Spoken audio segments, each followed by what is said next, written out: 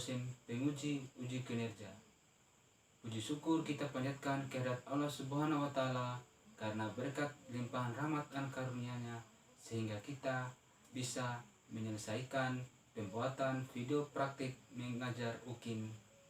Dan tak lupa pula kita mengirimkan salawat dan salam kepada junjungan kita Nabi besar Muhammad Sallallahu Alaihi Wasallam karena beliau yang telah memperjuangkan agama Islam dari alam kegelapan menjadi alam yang terang benderang seperti apa yang kita rasakan pada kali ini.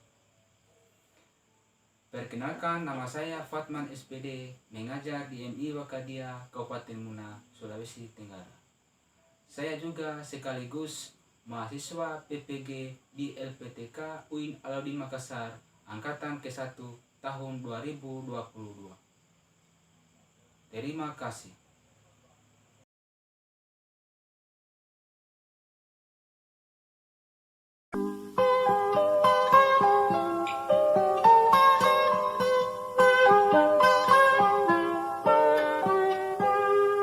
Pagiku cerahku, matahari bersinar, ku gendong tas merahku di pundak.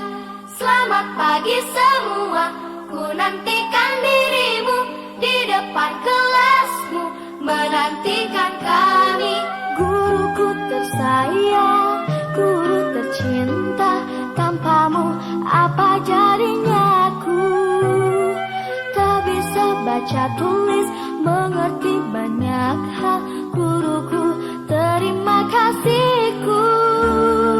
Nyatanya diriku kadang buatmu marah, namun segala maaf kau berikan.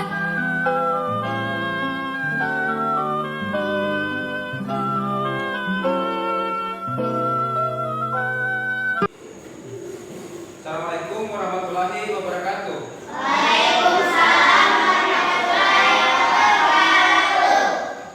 Selamat pagi anak-anak. Bagaimana kabarnya? Baik? Jadi anak-anak, pada pagi hari ini kita bertemu kembali. Pada pagi hari ini kita belajar seperti biasa. Bagaimana? Sudah sarapan tadi pagi semua? Sudah? Saya belum. Kalau yang belum sarapan, sebentar sarapannya sebentar, nanti sarapan di kantin. Anak-anak, jadi dengarkan namanya. Bapak Guru absen dulu ya. Adrian Saputra, Ayu Megasari, Dinda, Dion Alansa, Bode Kamila Andini, Rafil Akbar, Novi Armalia Putri Suwardi, Tri Cahyani, Arif Setiawan, Julfaris, Fatur Rahman, Rahmat Ihsan.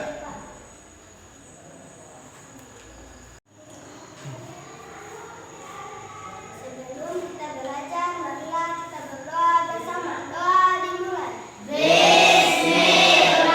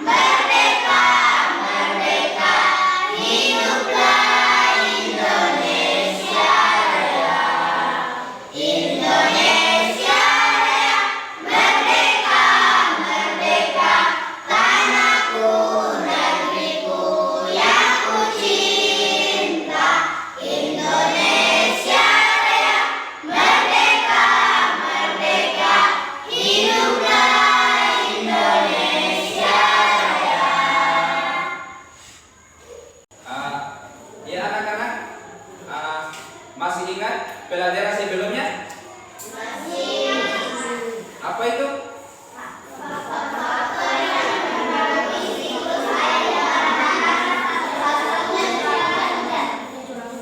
Iya, jadi pelajaran kita sebelumnya itu yaitu faktor-faktor yang mempengaruhi siklus tanah. Salah satunya adalah curah hujan ya. Iya. Jadi sekitar ini yang akan kita pelajari ada kaitannya dengan yang disebut tadi ya. Karena tujuan yang akan kita capai dan akan kita pelajari sebentar, yang pertama yaitu anak-anak sekalian harus bisa mengurutkan urutan peristiwa yang terjadi pada teks bacaan non-fiksi. Kemudian yang kedua, anak-anak juga sekalian menganalisis kualitas air yang baik bagi makhluk hidup dan lingkungan sekitar. Jadi seperti itu ya guys, sebentar itu tujuan yang kita capai yaitu yang Bapak Guru sebutkan tadi. Jadi anak-anak,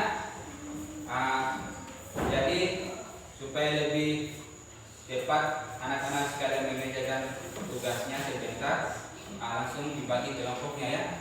Jadi ini kelompok 1, ini kelompok 2, sana kelompok 3. Sekarang langsung dibagi saja kelompoknya, langsung diatur kursinya per kelompok. Sudah dibagi kelompoknya apa? Jadi ini kelompok 1, kelompok 2, kelompok 3 ya.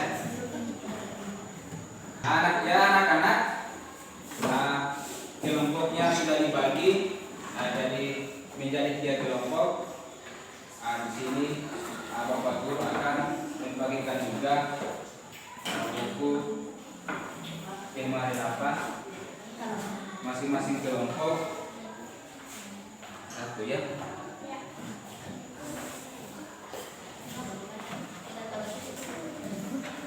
Pada halaman, buka halaman 101 semua. Ya. Jadi silakan buka bukunya pada halaman 101.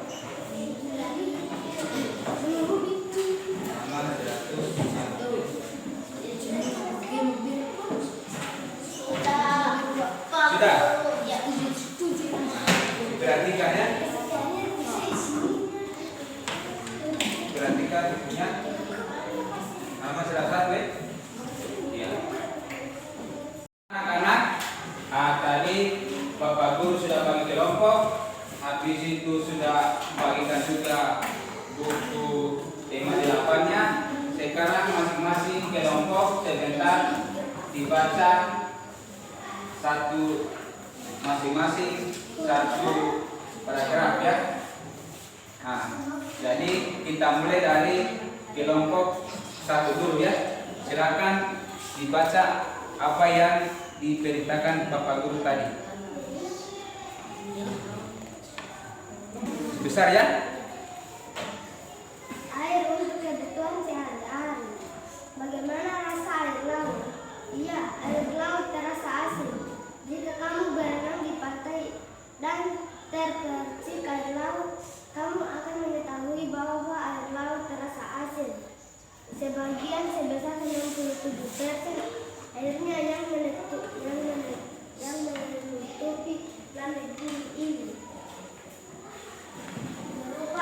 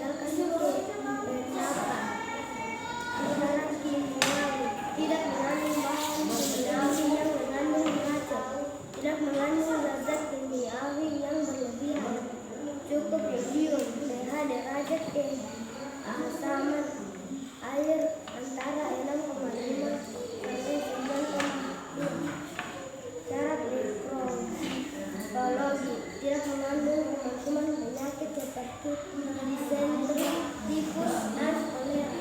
Ya, sudah kelompok 1 dan sudah bacakan apa yang diperintahkan oleh Bapak Guru. Sekarang kita pindah kepada kelompok yang kedua. Yang dikasih tugas tadi sama Bapak Guru, silakan dibaca. Masyarakat memerlukan air dalam jumlah yang sangat besar. Air yang akan digunakan diambil dari sungai-sungai terdekat atau sumber-sumber air lainnya seperti sumur. Air dari sungai dan sumber-sumber air dialirkan dan disimpan dalam tangki penampung yang sangat besar. Tangki penampung berisi air ditambahkan sejumlah fasilitas klorine untuk membunuh kuman berbahaya. Selanjutnya, air dipompa melalui pipa bawah tanah menuju ke rumah-rumah penduduk. Air dinilai yang digunakan untuk keperluan sehari-hari masyarakat. Oke, bagus. Kelompok 2 yang sudah bacakan apa yang diperintahkan Bapak Guru. Sekarang kita pindah kepada kelompok yang ketiga. Silakan dibaca paragraf 3. Sumber air lainnya didapat dari penggalian tanah. Lubang penggalian ini dinamakan sumber. Masyarakat membuat sumber sebagai sumber air untuk keperluan sehari-hari. Dahulu orang menggunakan limbah untuk mengambil air dari sumber, namun sekarang kita dapat menggunakan pompa air bertenaga listrik. Dengan pompa itu air dialirkan ke atas melalui pipa menuju ke bak penampungan air, kamar mandi, dapur, dan tempat-tempat lain di rumah. Oke. Jadi tadi Bapak Guru sudah menyuruh masing-masing kelompok sudah membacakan tugasnya. Sekarang tepuk tangan dulu untuk masing-masing kelompok sudah membacakan apa yang diperintahkan oleh Bapak Guru ya. Jadi anak-anak, sebentar sebelum kalian itu mengerjakan tugas yang akan Bapak Guru kasih, sebelum itu anak-anak sekalian harus memperhatikan dulu video yang akan Bapak Guru putarkan yang ada kaitannya dengan yang teman membaca tadi dengan video ini yang Bapak Guru putar ya. Jadi semuanya perhatikan dulu di papan tulis video yang Bapak Guru akan putarkan sebentar. Jadi di sini Bapak Guru akan putarkan video yang berkaitan dengan apa yang kita pelajari pada hari ini ya. Di video kali ini kita kembali belajar pada tema 8, subtema 3, muatan pelajaran bahasa Indonesia. Mengidentifikasi peristiwa dalam teks non-fiksi. Kamu dapat mengetahui peristiwa dalam teks dengan cara membaca dengan saksama. Kemudian, menemukan gagasan pokok dalam setiap paragraf dan memberikan tanda khusus pada setiap kata kunci. Setelah itu, kamu dapat membuat catatan baik dalam bentuk peta pikiran ataupun diagram alir. Sebagai contoh, ayo simaklah teks berikut. Air untuk kebutuhan sehari-hari. Air yang menutupi bumi hampir 97% berupa air laut. Air laut memiliki rasa asin. Jika berenang di pantai dan tidak sengaja mencercah air laut, kita akan merasakan asin. air laut tidak bagus diminum. Air laut juga tidak dapat digunakan untuk industri dan keperluan rumah tangga. Untungnya, 3% air di bumi berupa air segar atau air bersih. Air bersih dapat diminum dan digunakan untuk keperluan rumah tangga. Air dapat dikatakan bersih jika memenuhi syarat secara fisik, kimia, dan mikrobiologi. Secara fisik, air bersih harus jernih atau tidak keruh, tidak berwarna, tidak berasa, dan tidak berbau. Air bersih juga tidak mempunyai endapan dan suhunya sejuk, antara 10 derajat sampai dengan 25 derajat Celcius. Secara kimia, air bersih tidak boleh mengandung zat kimia berlebihan dan zat beracun. Air bersih harus mengandung cukup yodium. Sementara secara mikrobiologi, air bersih tidak boleh mengandung kuman penyakit seperti disentri, tipus, dan kolera. Air bersih dibutuhkan manusia dalam jumlah yang sangat besar untuk memenuhi kebutuhan. Air dapat diambil dari sungai-sungai terdekat. Caranya, air sungai dialirkan dan disimpan dalam tangki penampung yang sangat besar. Kemudian, ditambahkan sejumlah kecil gas klorid untuk membunuh kuman berbahaya. Selanjutnya, air dipompa melalui pipa bawah tanah menuju rumah penduduk untuk keperluan sehari-hari.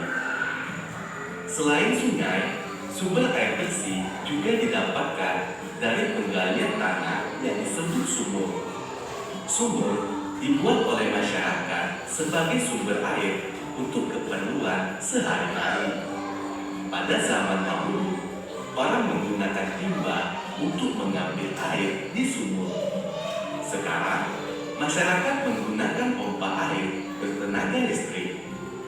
Air dipompa dan dialirkan ke atas melalui pipa menuju bak penampung air, kamar mandi, serta dapur. Ya anak-anak, jadi tadi anak-anak sekalian sudah menyimak video yang Bapak putarkan. Jadi sekarang Bapak Guru akan membagikan lembar LKPD atau lembar kerjanya masing-masing kelompok dijawab sesuai dengan apa yang diputarkan tadi dengan apa yang dibaca oleh teman-teman pada masing-masing kelompok ya. Jadi ini lembar LKPD-nya.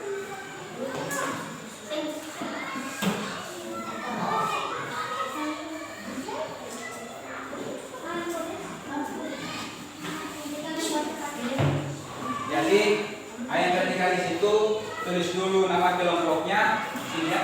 Nama kelompok 1, kemudian ketuanya siapa, kemudian anggotanya. Nah, jadi di sini tulis dulu nama kelompok, berarti kelompok 2. Ketuanya siapa, anggotanya tulis. Saya ketuanya siapa, anggotanya 3 orang. Jadi di sini tulis dulu nama kelompoknya, kelompok 3, ketuanya siapa. Saya sini ketuanya Rafli, terus anggotanya Trisayani, Dion Alansa, dan Sana. Nah, itu dulu yang tulis dulu itu. Tulis dulu masing-masing nama kelompok. Kelompok 1, sudah sini, berarti kelompok 1. 1, angka nomor 1 ya. Kelompok 1 itu ketuanya siapa, terus namanya dengan anggotanya.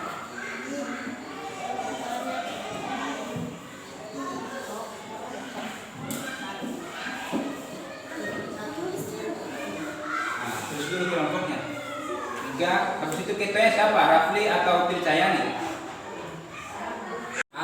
Jadi anak-anak dari penjelasan Bapak Guru tadi, mulai dari masing-masing kelompok sudah membacakan masing-masing paragraf, kemudian Bapak Guru juga tadi sudah memutarkan video yang ada kaitannya dengan apa yang dibaca oleh masing-masing kelompok tadi.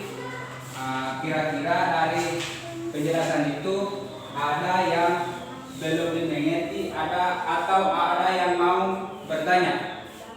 Siapa yang bertanya? Ada? Oh, Rahmatisa. Silakan. Apa saja syarat air yang bersih, Pak? Jadi pertanyaannya syarat lisan yaitu katanya apa saja syarat air yang bersih. Jadi syarat air yang bersih itu ada 3 ya. Yang pertama secara fisik, yang kedua secara kimia, dan yang ketiga secara mikrobiologi. Jadi seperti itu ya. Jadi Bapak Guru ulangi, yang pertama secara fisik, yang kedua secara kimia, yang ketiga secara mikrobiologi. Bisa tuh? Bisa. Terus ada lagi yang mau bertanya selain teman tadi? Saya. Silakan. Syarat fisik itu maksudnya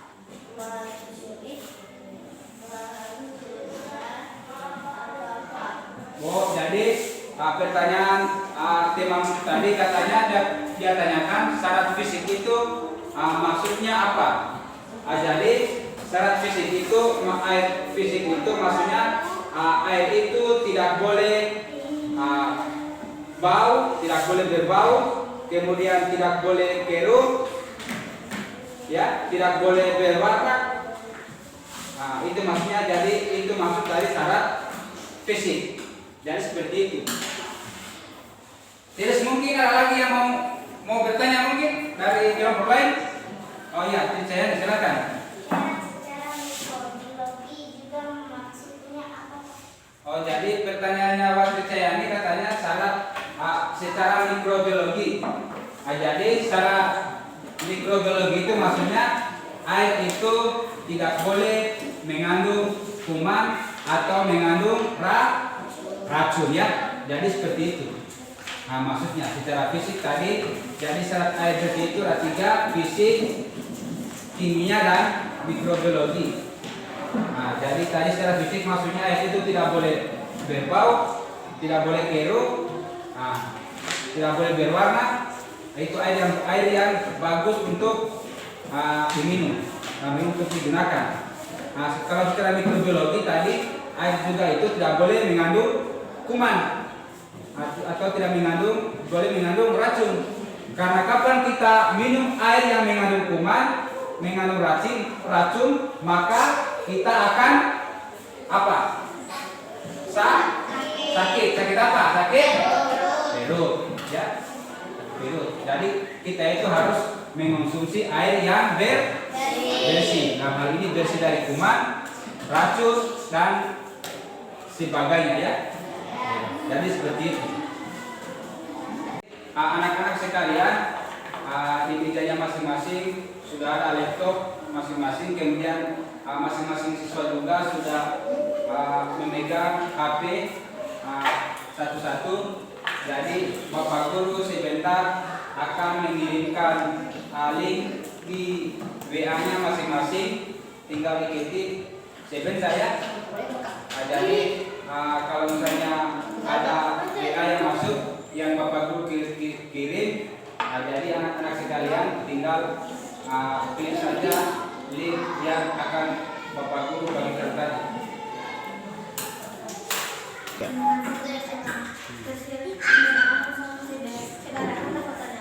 Oke.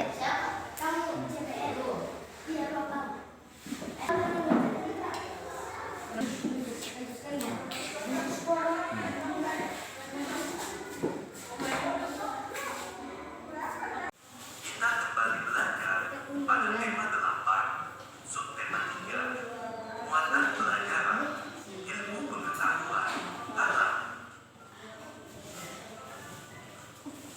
Mengidentifikasi kualitas air yang baik untuk makhluk dan lingkungan sekitar.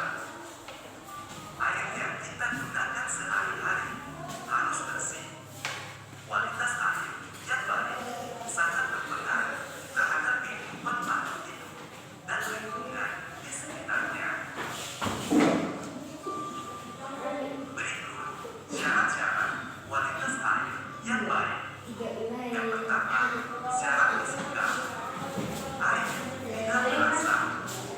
Air yang berasap dapat disebabkan oleh zat organik atau bakteri, cairan kimia, atau logam yang masuk ke dalam air.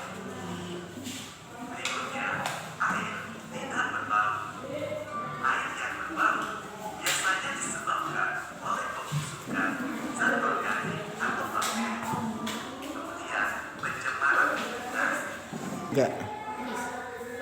Tidak keruh dan tidak berwarna. Air yang keruh dan berwarna dapat disebabkan oleh zat organik atau zat lain yang tercampur ke dalam air. Berikutnya, air tidak memiliki endapan. Endapan air dapat berupa kotoran atau bahan kimia yang tidak laku. Memiliki tingkat keasaman yang normal. Air tidak mengandung bahan kimia beracun. Berikutnya, syarat biologi. Air tidak mengandung bakteri patogen. Bakteri patogen adalah bakteri yang berbahaya jika dikonsumsi oleh makhluk hidup tertentu.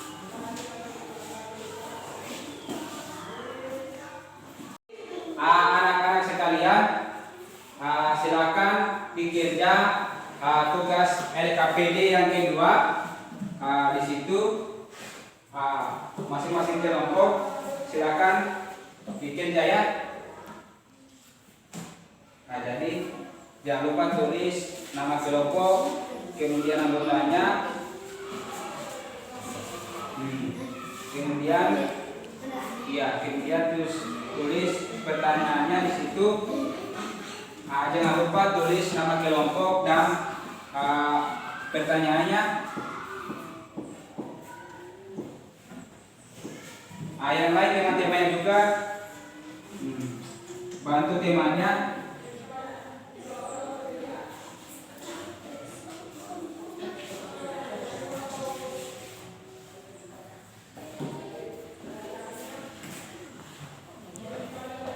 Teman, jawab.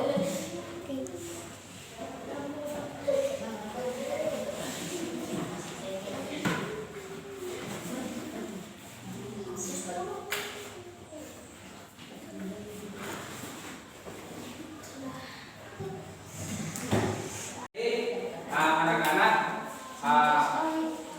pekerjaannya daripada LKPD-nya sudah dikerja semua, mulai dari LKPD yang pertama dan yang kedua. Jadi sekarang masing-masing kelompok itu mempresentasikan hasil pekerjaannya di depan kelas atau di depan kelompok teman-temannya ya. Jadi sebentar mulai dari kelompok 1, kelompok 2 dan kelompok 3. Jadi kita langsung saja, kita mulai dari kelompok 1. Silakan maju yang mewakili teman-temannya. Maju di depan ya. Ya, suaranya besar-besar. Sebanyak 90% air minum merupakan air di laut dan 3% sisanya merupakan air yang segar. Ya, tepuk tangan untuk kelompok 1. Kemudian kelompok 2, silakan maju.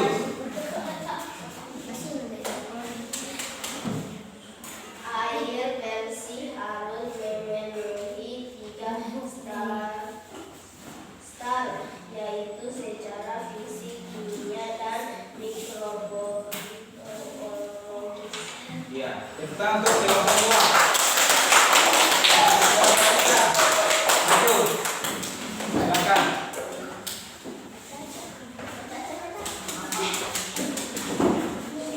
Maju. Air bersih juga dapat diambil dari galian tanah yang bersih. Ya, oke.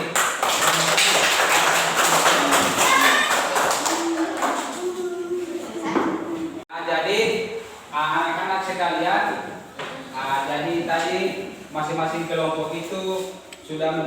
perhatikan hasil pekerjaannya mulai dari kelompok 1, kelompok 2 dan kelompok 3.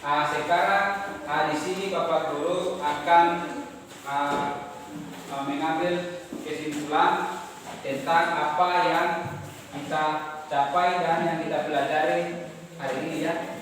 Jadi kesimpulannya itu yang anak-anak sekalian harus ketahui bahwa syarat air yang baik itu, yang bersih itu ada 3 ya. Yang pertama syarat secara fisik, yang kedua secara kimia, dan ketiga secara mikrobiologi ya. Nah, jadi secara fisik itu maksudnya air itu tidak berasa, kemudian tidak berbau. Kemudian secara kimia itu air itu tidak mengandung zat-zat yang berbahaya. Kemudian secara mikrobiologi air itu tidak mengandung kuman. Anak-anak sekalian, sekarang Bapak Guru akan menilai lembar evaluasinya masing-masing siswa. Jadi sebentar dengarkan namanya. Bapak Guru panggil satu-satu ya. Bapak Guru mulai dari Adrian Saputra. Silakan Bapak.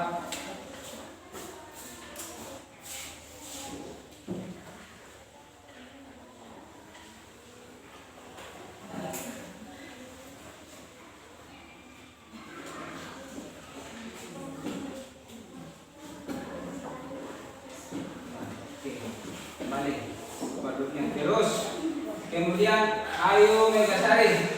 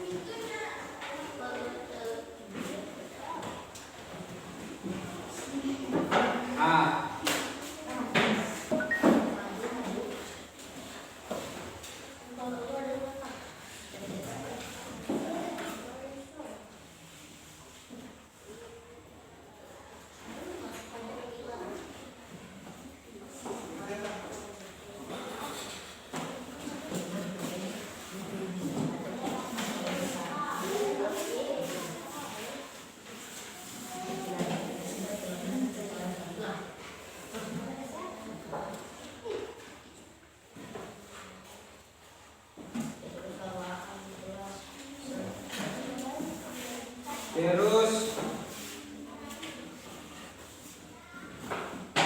Tri Cahyani.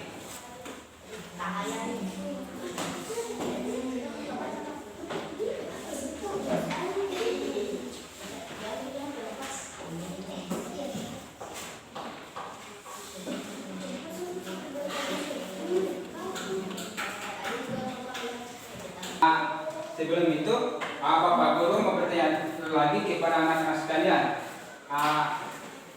Tadi itu apa yang dipelajari? Faktor-faktor. Apa? Masih ingat? Kualitas apa? Kualitas air. Air. Kualitas air apa? Tadi pelajaran yang kita pelajari tadi. Kualitas air yang baik. Bagi apa? Bagi makhluk hidup. Bagi makhluk hidup dan lingkungan sekitarnya itu.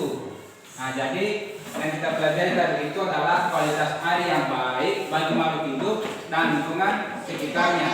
Nah, terus kualitas air yang baik itu ada 3. Apa tadi? Sudah sebutkan. Secara apa? Secara fisik. Terus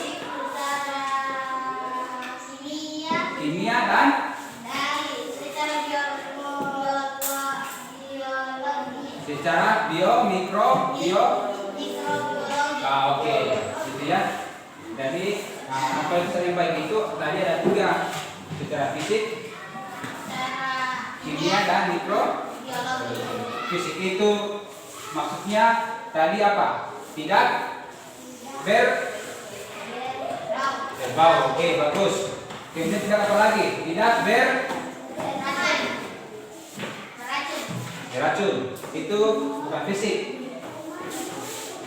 Berkeruh, tidak berkeruh. Apa lagi?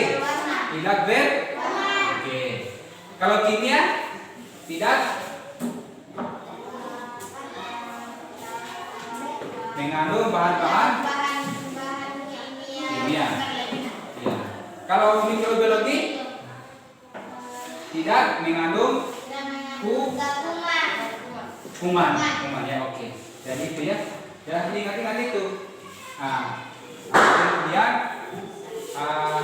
yang perlu anak-anak juga ketahui bahwa pelajaran kita yang berikutnya yaitu subtema 3 pembelajaran 2 tentang usaha pelestarian lingkungan. Usaha pelestarian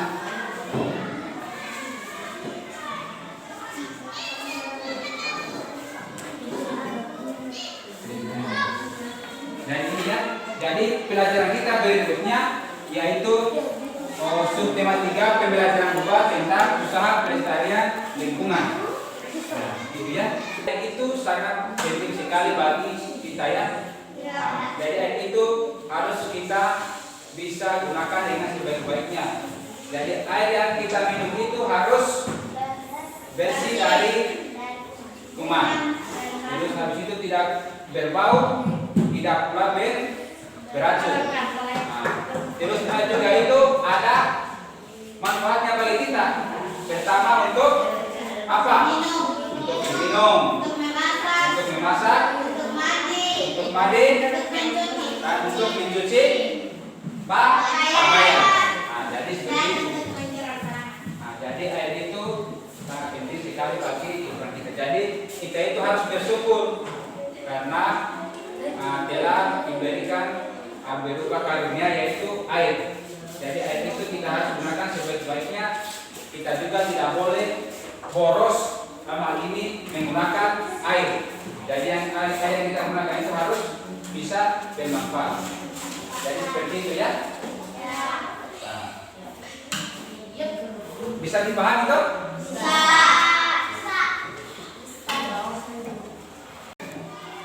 Nah, jadi